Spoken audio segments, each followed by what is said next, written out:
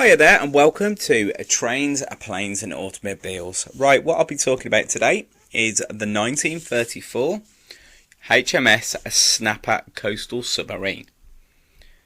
The HMS Snapper, one of a class of 8 small submarines well suited to operation in shallow and confined waters, put into service by the Royal Navy from 1934. The Shark class. The Sharks were an improved version of the Swordfish class of 1932 and were similarly employed in the combined roles of training and shallow water patrolling. The principal differences between the two classes saw the pressure hull extended by 6 feet, which improved the habitability considerably.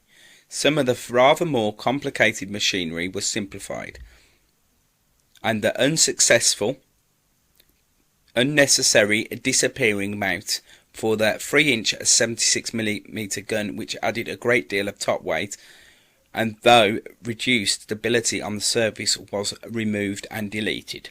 They were saddle tank types with external ballast tanks but carried their 39 ton of fuel internally.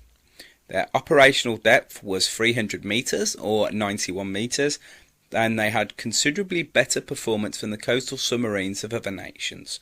The HMS Snapper was the 4th unit of the class, constructed at Chatham Dock, laid down in September 1933. She was launched on the 25th of October 1934 and commissioned in June the following year. She was lost in unknown circumstances in the Bay of Biscay on the 12th of February 1941. Not sure how you can lose a submarine, but there you go.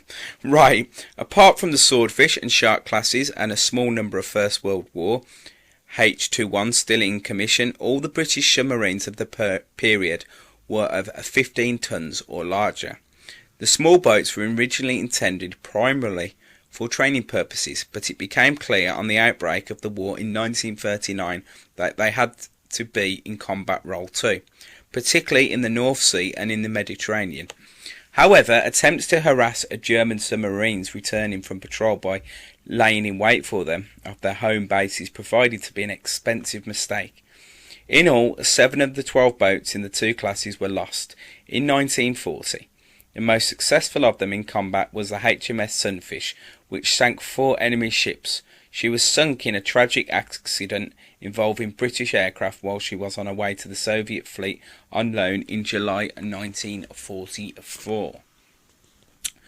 Range at 10 knots while surfaced was 3,000 miles. She was a coastal submarine. She had a 2-shaft diesels producing 1,550 bhp and electric motors producing 1,440 shp.